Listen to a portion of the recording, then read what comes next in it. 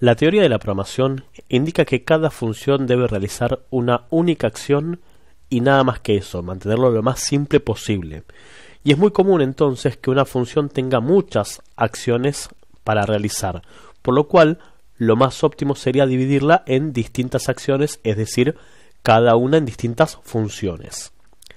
Para esto podríamos crear una o varias funciones que hagan acciones más pequeñas y desde algún lugar de la función principal invocar a esas nuevas funciones. A ver, lo voy a explicar de la manera más simple y luego lo vamos a integrar a nuestro programa.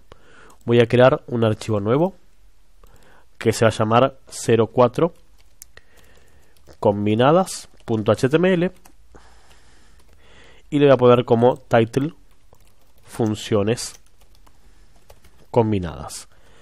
Y voy a poner un script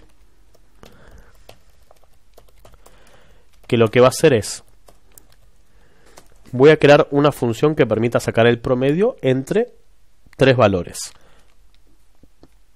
Voy a crear la función promediar, que va a recibir tres valores, el valor 1, el valor 2 y el valor 3. Y lógicamente lo que va a hacer adentro es crear la variable suma, que sea estos tres valores sumados, valor 1 más valor 2 más valor 3, y por último crear el promedio, que sea esa suma dividido la cantidad de valores que recibí, y por último haremos el return de ese promedio.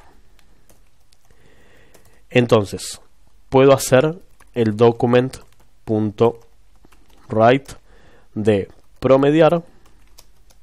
Sabemos que primero se va a resolver el paréntesis de adentro y su respuesta se va a pasar al paréntesis de afuera, y le voy a pasar 3, 6 y 3.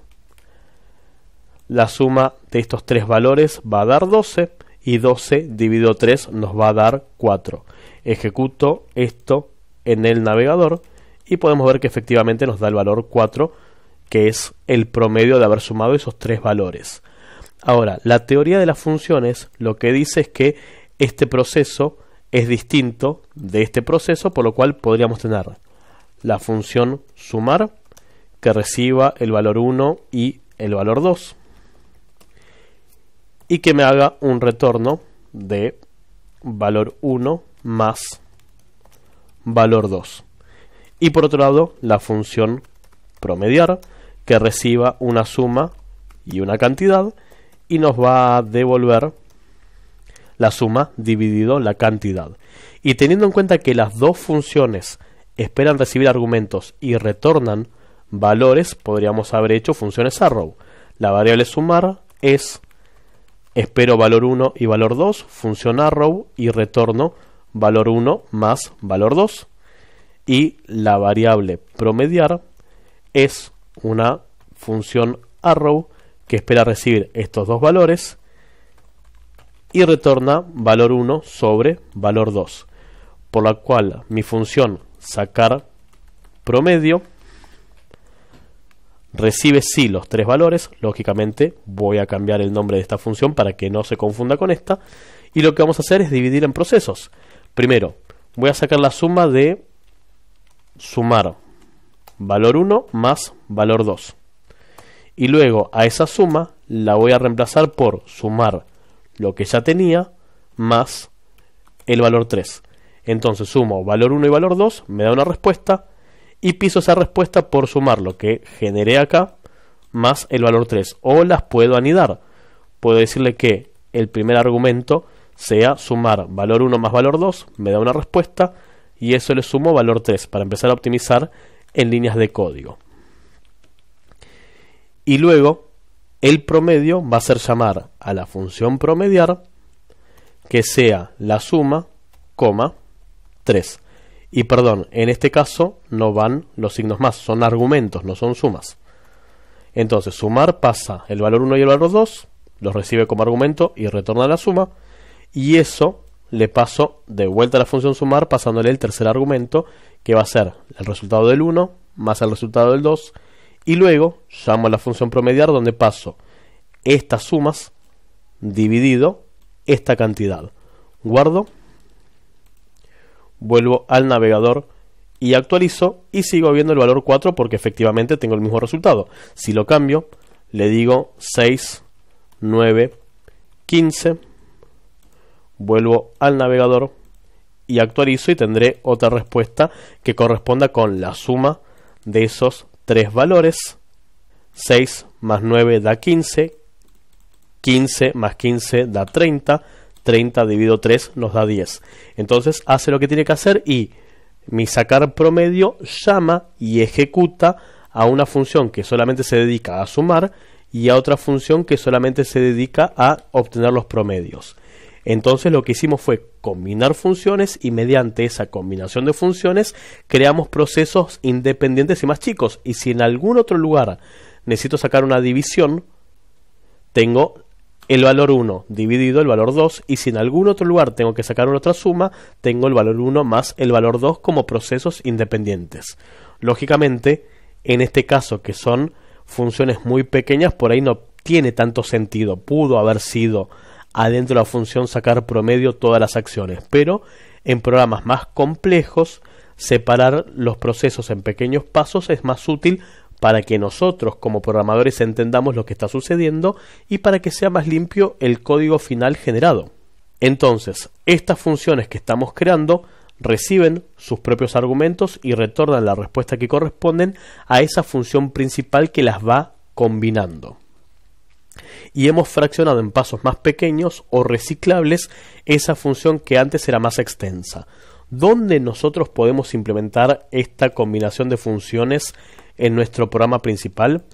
A la hora de crear las butacas, nosotros hacemos un for numérico que va de 1 hasta 6. ¿Por qué? Porque tenemos 6 filas distintas. Si voy al navegador y veo la web, tenemos las 6 filas distintas. Pero nuestras filas no son números, sino que son palabras. Ese switch que se encarga de definir qué letra le corresponde a cada número que recibimos podría ser un proceso independiente de dibujar los checkbox de comprar. Entonces, por un lado tengo el for que crea todos los checkbox y por otro lado tengo la función auxiliar que me va a decir qué letra le corresponde a cada una de las filas donde estamos parados. Entonces voy a ir al Notepad y este switch que se encarga de definir qué fila corresponde lo voy a cortar y lo voy a crear en su propia función. Vamos a tener la función obtener letra de la fila. Recibe un número como argumento y luego hace el switch que corresponde en base a este número. Según el número que recibí, voy a ver si es el 1, el 2, el 3, el 4, el 5 o el 6 y voy a generar la fila que corresponda. Y la fila que se generó la voy a retornar.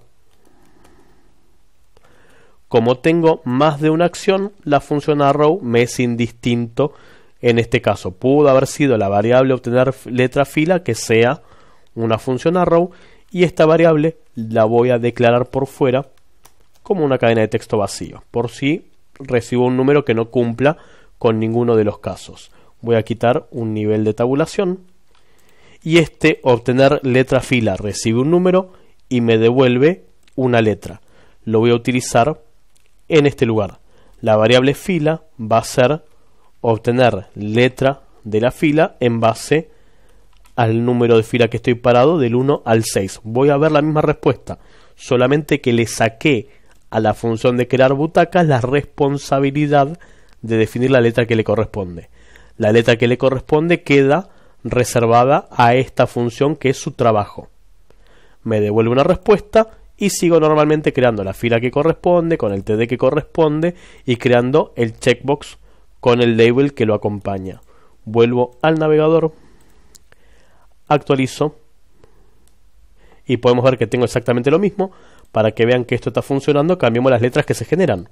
Imaginemos que para el número 1 genero la letra H, I, J, K, L y M. Para que vean que esto está funcionando, cambié las letras según el número de fila que corresponde y cuando actualizo, esa función recibe un número, me retorna una letra y la aprovecho. Entonces cada una se encarga de realizar sus propias acciones. Ahora, ¿qué otra cosa podemos dividir en un proceso aparte? También la verificación de si esa fila está activa.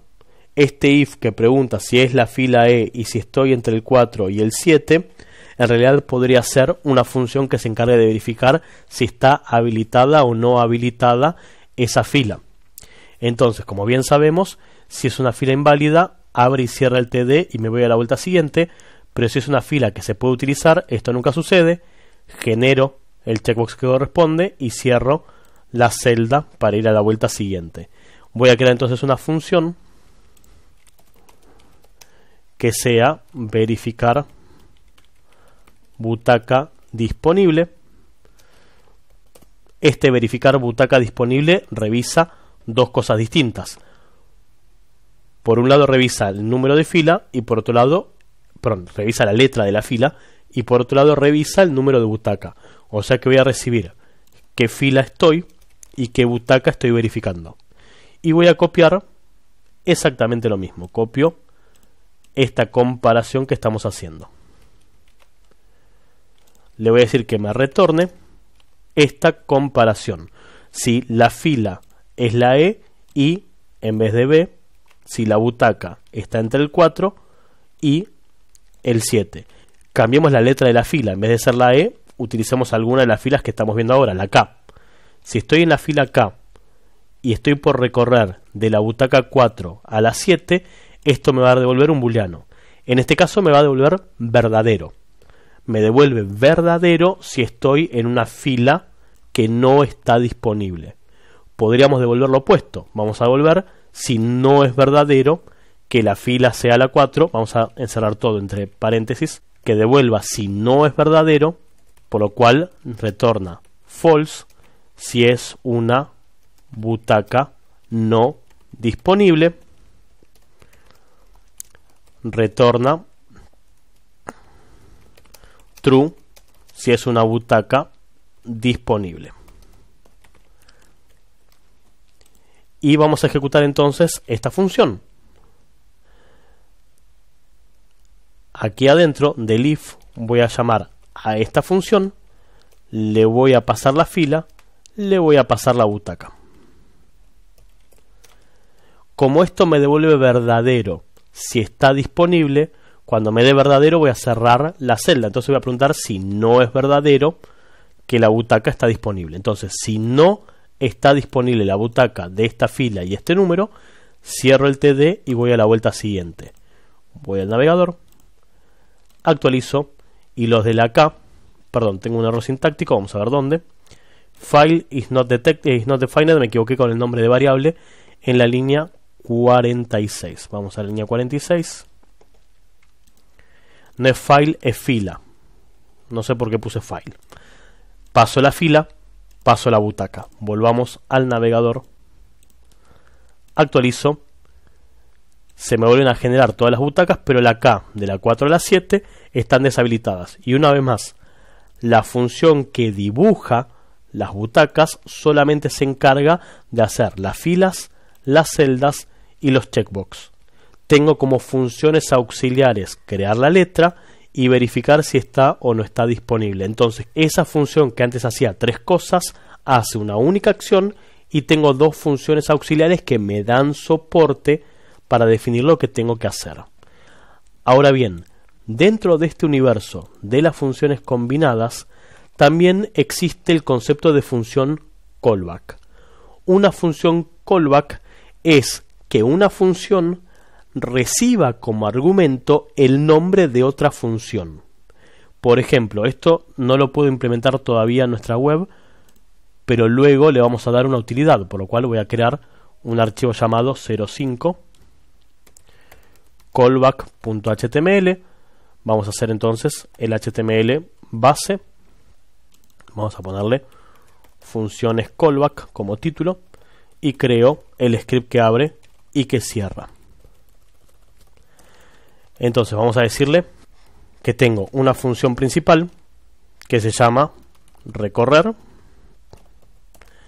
y este recorrer va a recibir el número mínimo y el número máximo. Y lo único que va a hacer es un for. Voy a hacer un for de la variable i que arranca en este número y va a ser menor o igual a este número 2 y se va a desplazar de 1 en 1. Y lo que va a hacer es, adentro de ese for, el document.write de la variable i con un salto de línea. Hasta aquí nada interesante, pero no quiero que nos compliquemos con la función, sino con el concepto de la función callback. Y lo que voy a hacer es, lógicamente, ejecutarla. Voy a hacer un recorrer del 1 al 5. Abro esto en el navegador. Tengo num que no está definido, porque se llaman num1 y num2, perdón. Le voy a decir que arranque en número 1 y que vaya hasta el número 2. Ahora sí, vuelvo al navegador y actualizo. Y tengo del 1 al 5. ¿Qué es común con esto de las funciones callback? Que supongamos que tengo distintas acciones posibles para realizar con este número que estamos generando. Por ejemplo, crear un option o mostrarlo en un checkbox o mostrarlo en una lista. Lo que voy a hacer es crear dos funciones distintas para que entendamos esto. Voy a crear la función crear lista, que recibe un valor numérico, y lo que va a hacer es retornar un listitem que abre, un listitem que cierra, y en el medio este número. Aprovechemos el template string, que para eso existe.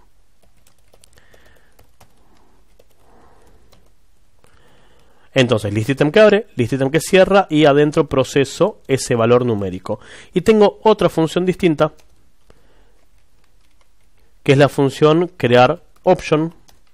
También recibe un número y me va a retornar por medio del template string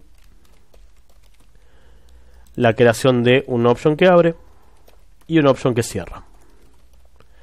Entonces, dependiendo de cómo esté desarrollado mi programa, tengo ahora dos salidas posibles para los números que vamos generando. La posibilidad de hacer list items o la posibilidad de crear options. Es muy común en este concepto de las funciones de callback que lo que terminamos haciendo es decirle a esta función recorrer que va de 1 a 5, y que va a recibir como argumento alguna función para ejecutar. Entonces, voy a recorrer del 1 al 5, y voy a pasarle crear lista. Sin paréntesis. Si le pongo los paréntesis en este lugar, le voy a decir que la ejecute en el momento de leer el código. Si le saco los paréntesis, solamente estoy pasando la estructura de la función, es decir, esto.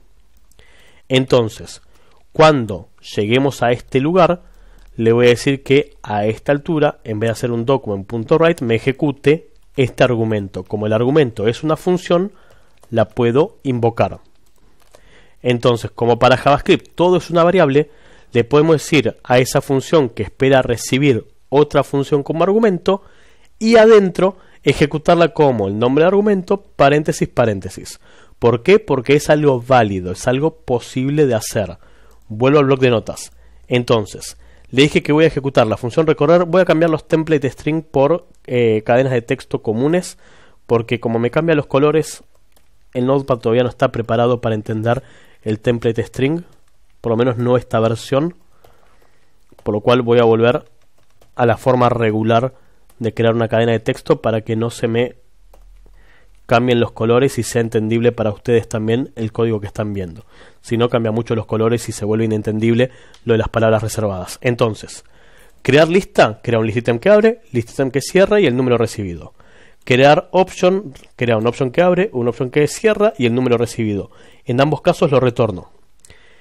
Llamo la función recorrer número 1, número 2 y qué función de estas quiero ejecutar. Hago el for que arranca el número más bajo, va hasta el número más alto, de 1 en 1, y en cada vuelta llama a función. ¿Qué es esa función? Es este nombre, que es esta función válida, y le vamos a decir lógicamente que me haga el document.write de esa función porque si no, solamente lo estoy retornando y no lo estoy usando. Como llamé a la función crear lista, voy a hacer en este lugar el document.write de un UL que abre y un UL que cierra por fuera del for. Voy al browser, actualizo y esto me creó 5 list items. Si en vez de haberle dicho que quería llamar a la función crear lista, le digo que quiero llamar a la función crear option, lógicamente en vez de un UL debería ser un select que abre y select que cierra. Vuelvo al navegador, actualizo y me crea el select con las 5 opciones. Esto que por ahora quizás no parezca tener tanta utilidad de decirle a esta función que reciba la estructura de otra función y luego la ejecute, más adelante conforme avancemos lo vamos a volver a implementar y le vamos a dar una utilidad, porque hay ciertas funciones para el manejo de los tipos de datos del lenguaje, las cadenas de texto, los números, los booleanos, que tienen este modelo de ejecutar una función que espera recibir otra función. Entonces, por ahora, quitemos de encima la parte teórica y luego vamos a la implementación práctica de este modelo de funciones para que veamos qué podemos hacer con eso.